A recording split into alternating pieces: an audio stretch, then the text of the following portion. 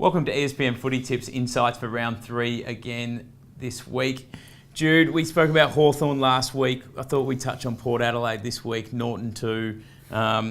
You tipped the Swans last week in a close one. Wasn't so close though. Well, I think it was probably more heart over head, to be honest. I went with the Swans, but because I'd seen the game that Port Adelaide played against Fremantle, and it was finals-like pressure, and I thought that they'd bring that against Sydney, but Sydney actually really hunted them and went after them, put enormous pressure on, got the turnover goals and scores.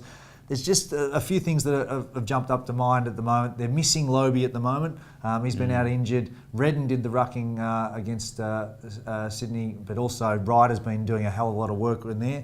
Normally he'd be pushing forward and playing a little bit forward at times. Yeah. So that's just changing a little bit of the dynamic a little bit. And also this game is, it's such a competitive one. They're playing enormous teams at the moment, Fremantle, then Sydney, but their draw is really starting to heat up. They've got North Melbourne this weekend, then Hawthorn, then the showdown. So a tough start to the year.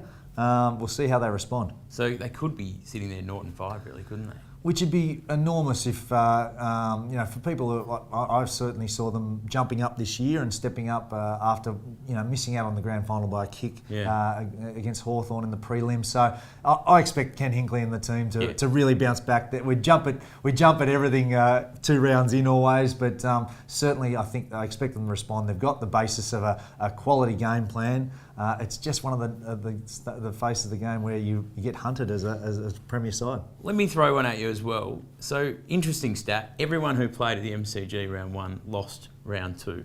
Talk about the hardness of the ground. The cricket was on it till late. The grass isn't as plush as it should be. Any thoughts on that at all? There is the wear and tear on bodies is week in, week out. It does take a toll. You need definitely to be recovering well, and we saw even the Essendon Hawthorn game. Essendon had a day or so break on the Hawks as well, so that can definitely play. So you've got to really be doing your recovery well after the games, making sure your legs are as fresh as you can to get into the game. Yeah.